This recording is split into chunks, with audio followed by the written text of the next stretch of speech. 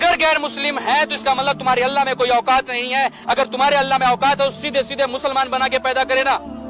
اللہ نے یہ دنیا بنائی، یہ تم بھی مانتے ہو، اور اللہ نے اگر یہ دنیا بنائی ہے تو اس اللہ کی دنیا میں اس اللہ کی مرضی کے خلاف غیر مسلم آئے کہاں سے؟ اگر غیر مسلم ہے تو اس کا مطلب تمہاری اللہ میں کوئی اوقات نہیں ہے. اگر تمہارے اللہ میں اوقات ہے تو سیدھے سیدھے مسلمان بنا کے پیدا کرے نا. تمہارے اللہ میں اتنی اوقات نہیں ہے کہ مسلمان بنا کے پیدا کر سکے. پہلے تم ہندو پیدا ہوتے ہو، بعد میں تمہاری مسلمانی ہوتی ہے، بعد میں تمہاری سنت ہوتی ہے، بعد میں تمہارا ختنہ ہوتا ہے، تب تم کلمہ پڑھتے ہو، تب تم اسلامک ہوتے ہو. اس کے پہلے تم کہاں ہو؟ سچائی کو سویکار کرو. سچائی کو سویکار کرنے کی ہمت ہونی چاہیے، اتنا گٹس ہونا چاہیے، اتنی اوقات ہونی چاہیے، اتنا آتم وشواس آپ کو صرف ہندوؤں میں، بھارتی پرمپراؤں میں، ویدک پرمپراؤں میں ہی ملتا ہے، انیتھا کہیں اور نہیں ملے گا. بھائی نے سوال کیا کہ اگر ختنہ کرنا ضروری ہے تو جب پیدا انسان ہوتا ہے اسی وقت کیوں نہیں ختنے کے ساتھ پیدا ہوتا ہے؟ اچھا سوال ہے. اور ختنہ کرنا کیا ضروری ہے، یہ سوال پہلے پوچھا گیا تھا. بھائی صاحب، اللہ سبحانہ و تعالیٰ اگر چاہتا تھا تو اس کے لیے آسان تھا کہ جب بچہ پیدا ہوتا ہے لڑکا تو اس کا پریپیوز ختنے کے ساتھ پیدا ہو سکتا تھا. لیکن اللہ سبحانہ و تعالیٰ، کیونکہ اللہ کے رسول نے فرمایا کہ بچہ پیدا ہونے کے پہلے یہ this prepuce acts as a protection. So medically جب بچہ پیدا ہوتا ہے this prepuce acts as a protection, تو میڈیکلی اچھا ہے، پوائنٹ نمبر 1. لیکن پیدا ہونے کے بعد اس پریپیوز کو کاٹنا، ختنہ کرنے کے کئی فائدے ہیں. اور اس سے یہ پتا چلتا ہے جب ایک لڑکا یا آدمی کی ختنہ ہوتی ہے اس کے بہت کم چانسز ہے to have cancer of the penis کے کینسر ہونے کے چانسز بہت کم ہیں. آج کی سائنس یہ کہتی ہے کہ اگر ختنہ نہیں ہوگا تو کئی بیماریاں پینس کی ہو سکتی ہے. They can be inflammation of the penis, کئی بیماریاں ہو سکتی. اور آج سائنس یہ بھی کہتی ہے کہ جس انسان کی بچپن میں ختنہ ہوتی ہے اس کو ایڈز کے چانسز کم ہیں.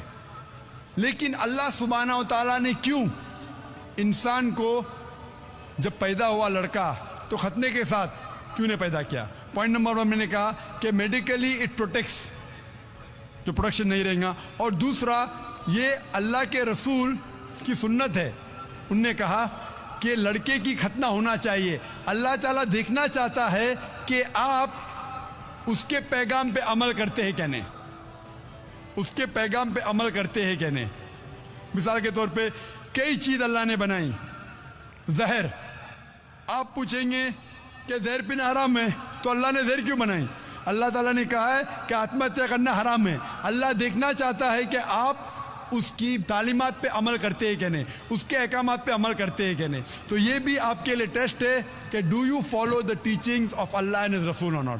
بٹ ختنہ کرنا جیسا میں نے کہا فرض نہیں ہے، لیکن کریں گے تو ایک اہم سنت ہے، آپ کے بہت سے فائدے. وہ بچہ پیدا ہونے کے بعد جب بچہ پیدا ہوتا ہے تو محمد صلی اللہ علیہ وسلم فرماتے وہ دین الفطر میں پیدا ہوتا ہے. مطلب وہ وہی کر رہا ہے جو اس کا خالق، اس کا ایشور، اس کا اللہ چاہتا ہے.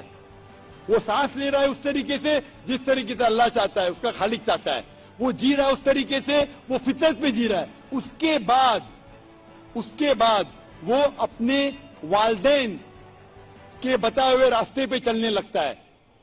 اسی لیے اگر کوئی بچے پہ ایکسٹرنل فورس نہیں ہے، ایکسٹرنل انفلوئنس نہیں ہے، اس کے بارے میں ریسرچ کیا گیا تھا 2 ٹرائب پہ.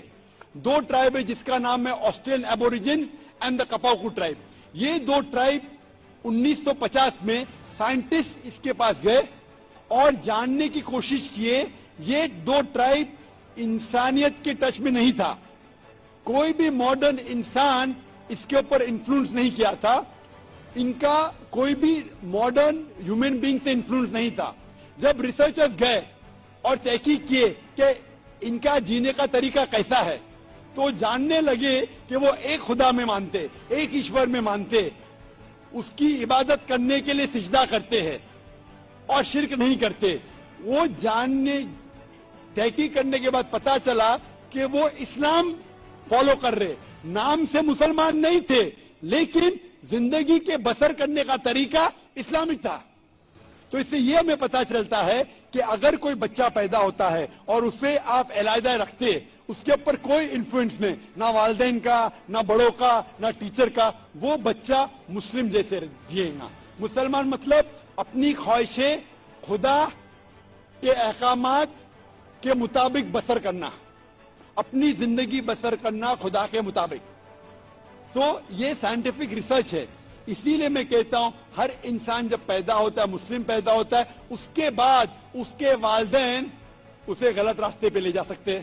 ہو سکتا ہے کہ بت پرستی کرتے، ہو سکتا ہے کہ آگ کو پوجنے کے لیے کہیں گے۔ اسی لیے کوئی غیر مسلم جب مسلم بنتا ہے، کنورٹ کہنا غلط ہے۔ کنورٹ مطلب ایک راستے سے دوسرے راستے پہ جانا، ریورٹ مطلب ایک انسان صحیح راستے پہ تھا، پھر غلط راستے پہ جاتا ہے، پھر سے صحیح راستے پہ آتا ہے، اسے کہتے ہیں ریورٹ۔